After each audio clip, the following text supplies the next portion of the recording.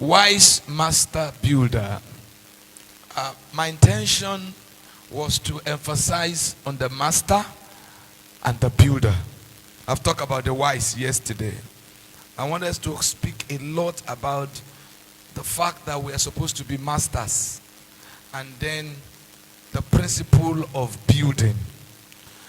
Permit me to leave the master and then to summarize the building and just pick one issue on the building in the next few minutes that I have.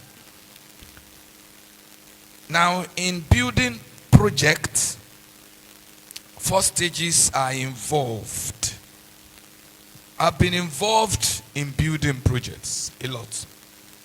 Personal buildings. God have blessed my family, not with house, but with houses. God have blessed our ministry with properties. I've been involved in assisting church members even before I built my house, my first house, in building theirs and helping them. And I want to say this to all of you. The reason why I have some people today that believed in me is because when they were doing their own, I stood with them, and they know I don't have my own. There are many of you pastors, you do your own before their own. You build your house and the house of God is not built. You are not wise. You aim after your own and you left those of your men. You are not wise. There are men today that says that my hand is in their building. My money is in their building, which is true. Because I live a very selfless life. I put others before myself. And to the glory of God, there are people that built before me, but I've built more after them. To the glory of God, there are people who did it before me, and I willingly supported them. And God who rewards have given me more. And God gave me a wife who is very loving and very cooperative. Please take that as a lesson. Don't be too selfish. Whatever God gives to you is not just for yourself. Learn to invest in other people. And so from this background, I want to share with you what I saw that are 4 stages in any building that will be a good one. And Paul says, I am a wise master builder. So he said the work of God and ministry is building. And you must build with wisdom. The first stage of any building work is what I call conception. Say conception.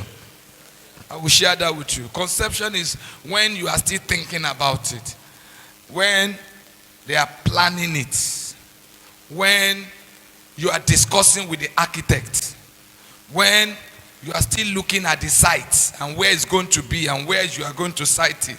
When you are still talking about whether it's going to be a story or 2-story, where the window will be, where the doors will be, and all those things. That's conception. And every good building, that area is extremely important. One of the reasons why we have so much problem in our society it's because our society was not concepted. Our cities were not planned. Many nations of the world, they have a master plan for the city. They are just following it. Some years ago, a son of mine was involved, crazed to be one of the first engineers that worked with our first satellite called Nigerian Sat-1. And they went to China.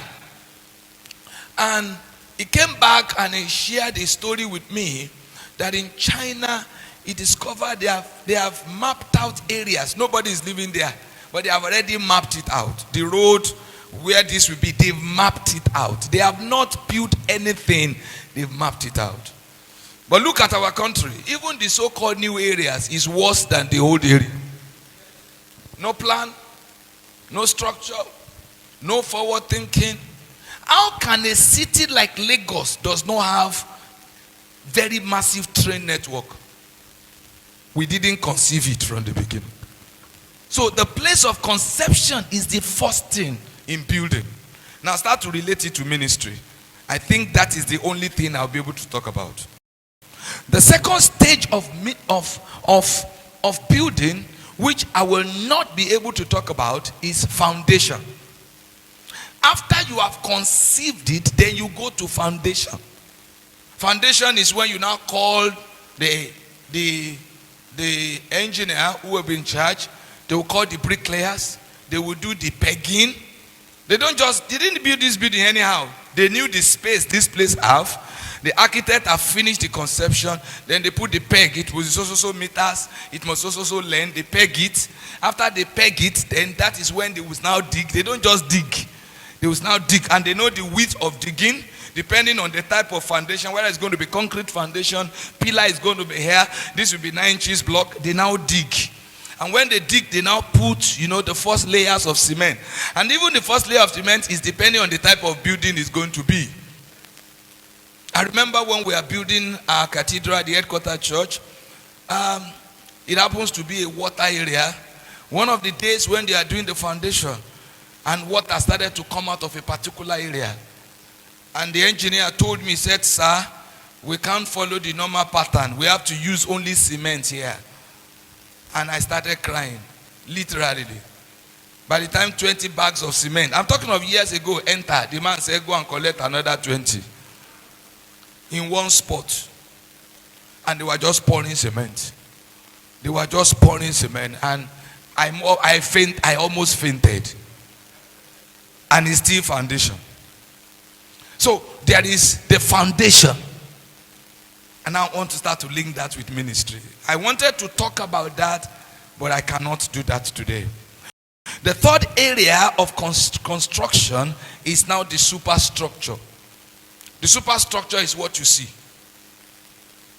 You can't see the foundation. I don't know the foundation of this place, what is inside. Zion Cathedral are building a headquarters church in Ibadan because it's a waterlogged area. Do you know that the floor, what we put there are 2-3 people here that knows what I'm talking about. They put hardcore. You know this stone they use in petrol station? That one almost killed me too. They were bringing hardcore stones to put there. And they laid, can you believe the whole of this place filled with that kind of built stone? Because they said that's the only thing that will make this place to stand with what you want to put here. You can't see that because by the time you floor, nobody sees it. And some people do fake work for these 2 stages. That's why you see collapsed buildings. Because the conception and the foundation is already wrong. They now put the superstructure. They start to be, hey, see the wall. Hey, see. That's the one people see, the superstructure. The walls, the windows, the beautiful doors, the designs of the altar, and all those ones. Those are superstructures. And that word is also very important. Start to relate that with ministry. But I will not be able to talk about that. And then the last part of any building is the finishing and the furnishing. We sat here today because this was a furnished building. Your Lordship, I celebrate you. There was no AC last year. There is AC this year. And I want to thank you, sir, despite the project the church is doing. I'm aware that this great ministry is in the project of acquiring a property very close here, about 100 million, 90 to 100 million. That's heavy. And I thank you, sir, for still allowing us to use this place. Thank you so much. The finishing and the furnishing. And that's bring the beauty of the house. You enter, you say, wow, this place is beautiful. You are not talking of the block. It's not the block. You didn't see the block. It is finishing and the furnishing. Oh, wow. My God, it's the furnishing that you see. The finishing that you see. And the finishing and furnishing is what brings the expertise and the excellence. And it's important. One of the major difference between Nigerian workers, artisans, and their colleagues in so-called advanced country is this aspect of finishing. That furnishing. There is no coat they made anywhere that the Nigerian tailor cannot make. They can make it. But at the end of the day, you will now see that this place is a little bit like this. Finishing. You will see that this place is a little bit like this. Finishing. And you say, but Mr. Taylor, he said, I don't worry.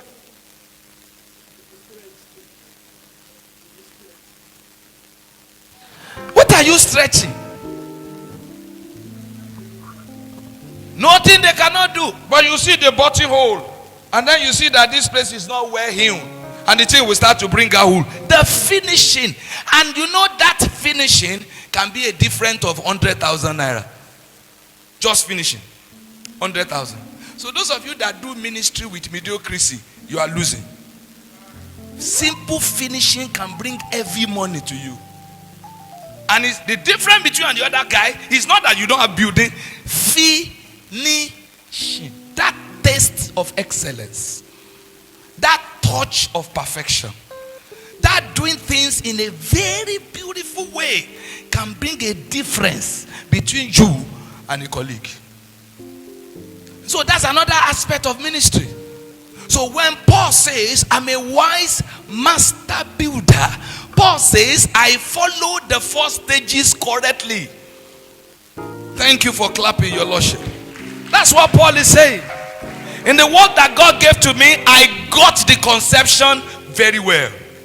And when I got the conception, and I'm sure, I went to foundation and I did it very well. And when I finished the foundation, I went to superstructure. I did it very well, according to the way he wanted. And when I got to the last stage, I did the furnishing. No wonder he says, now I can go. You are not permitted to die until you finish. His lordship said something. He said, I've just started.